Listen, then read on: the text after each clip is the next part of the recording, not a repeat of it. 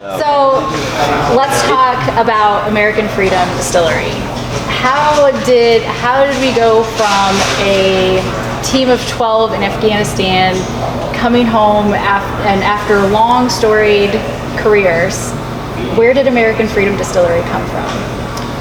Well, it actually didn't start with us at the beginning. It actually started with John Coco, the CEO,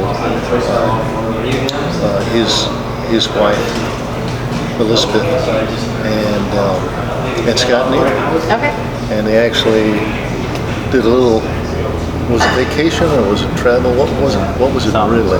He took a horse ride through Yellowstone, and I got, after working with Bob and the guys right after 9/11 for Iraq and Africa, I worked closely with Scott Neal and some of the other guys in another specialty assignment. But so we just, as we were all retiring out of the Tampa area, it was what's next conversation. As we transitioned to live the American dream, we've been defending. What are we going to do?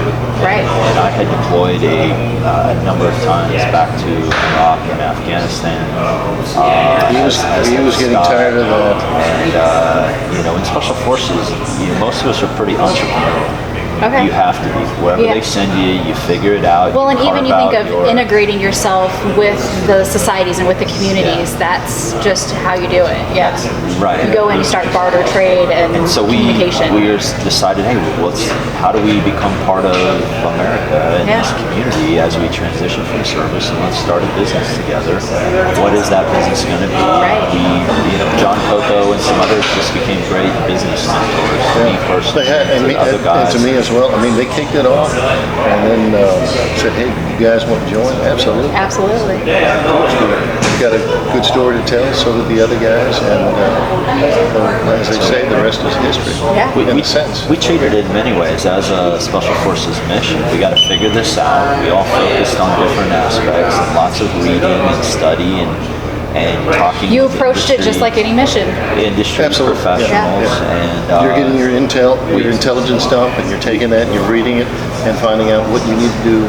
We're still learning. That's just this part of it, and we're going to continue to learn throughout this whole process. But we've been to the cooperage in Missouri where they're making our new American oak barrels. We've been to the foundry down here in Lawrenceburg. To see how they make the glass. I mean, it's not just the spirit that's in the bottle. Everything is working about that as well. The other piece to it is every time we meet someone, every time we talk to someone,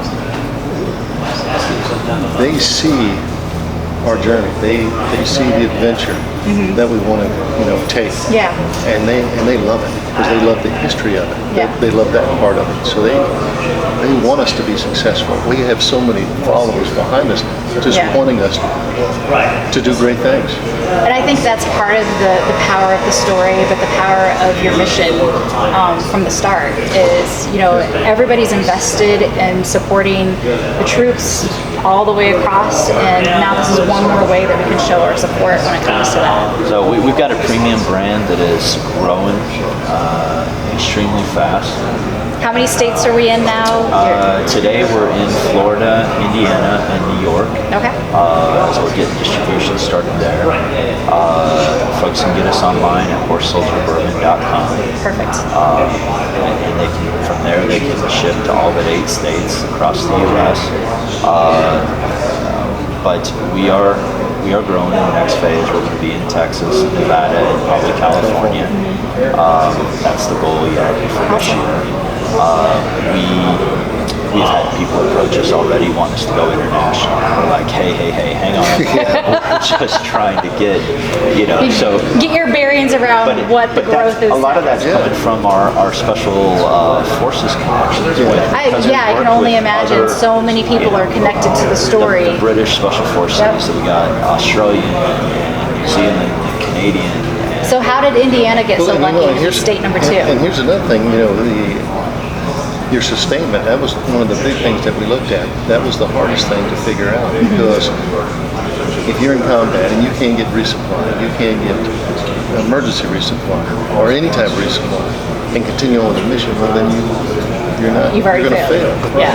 So that was a big thing for us is how do we become a sustainable premium brand? That's right. And we've got that. And we've figured that out. And I think that's where some people are short-sighted in a way that they don't think about that. They look so much at how far and wide can I be, Right. that they don't build that firm foundation first. You can go too thin, and we learned this from John Covington. You can go too thin, and you'll never make it. Never make it. You can stay small in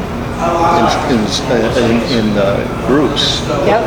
and expand in those groups, and then bam, now you flood. You've made us all believers, ambassadors, and think of how many people we have already talked to that are going to go forward and tell the story again.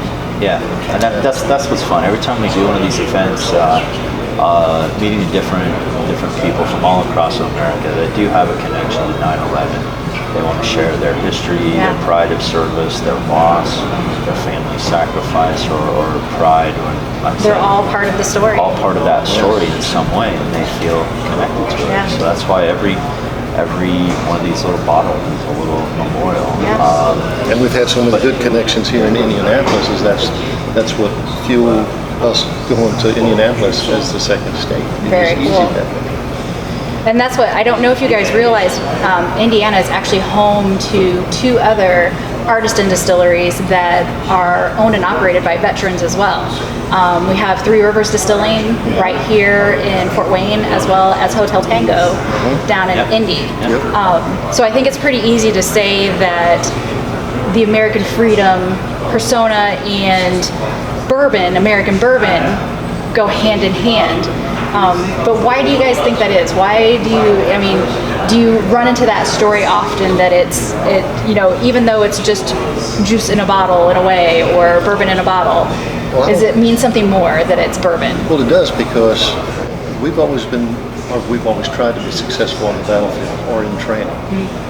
And so we took that same mindset into our whiskey.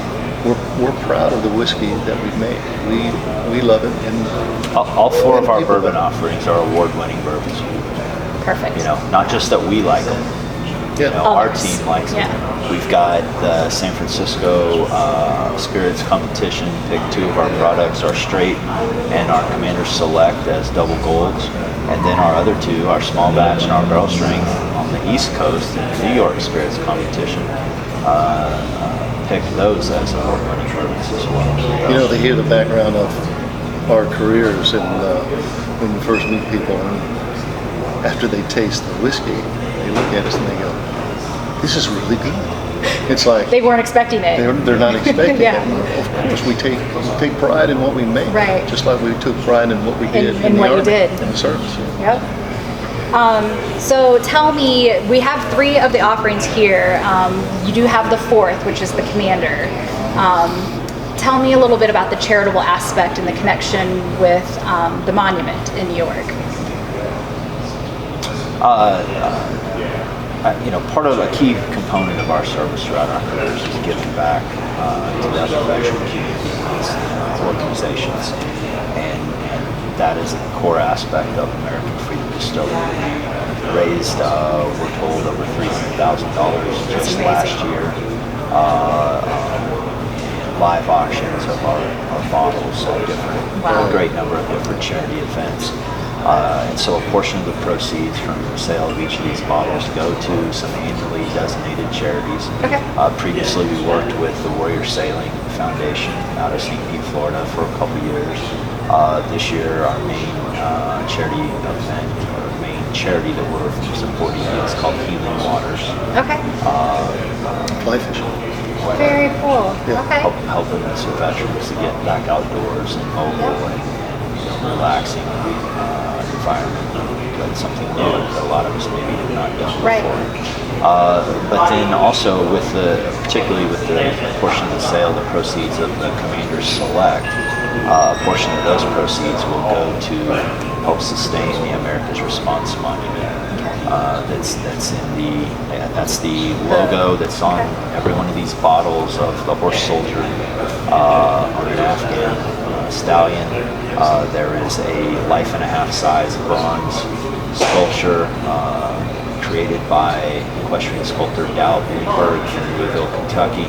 And that bronze monument overlooks the South Fountain of the National 9/11 Memorial. It's open to the public in Liberty Park in New York City for those that want to visit. But we're trying to help the organizers of that monument effort to sustain it, keep it there, and help inform the public about why is there a statue of a Cork soldier overlooking the South Fountain. And that is, it's a tribute to America's special forces and the intelligence community that were part of America's response to the attacks of 9/11. And even from the respect of, and we haven't even talked about the 12 Strong movie and the Legions of Brothers documentary, and what the being involved in the distillery and the bourbon, what kind of platform this has given you.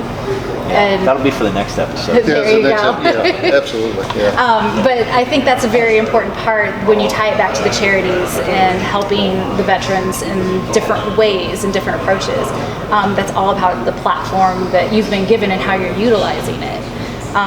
So I appreciate that. And I'm sure next year we'll come up with a new adventure that will. There will always be a new adventure.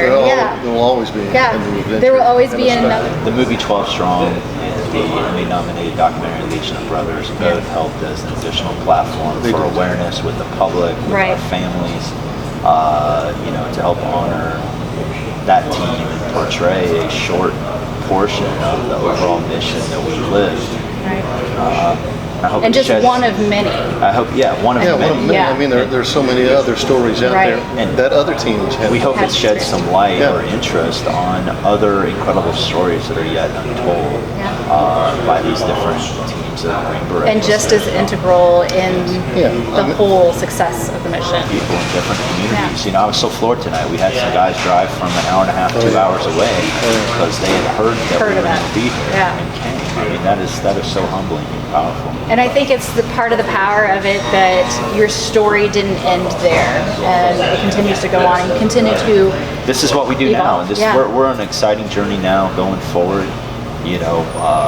6 months from now, who knows how this is going to be as this rocket ship continues to go.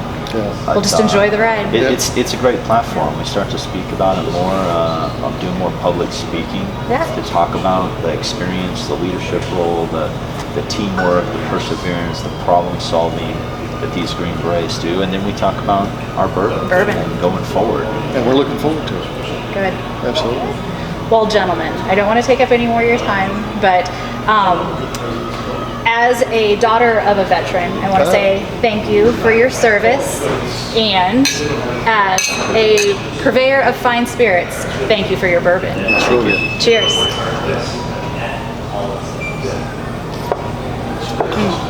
Thank you guys so much. That's all this week from the Cap and Cork Studios. We'll keep you in good spirits, and you keep us in good company. We'll see you right back here next week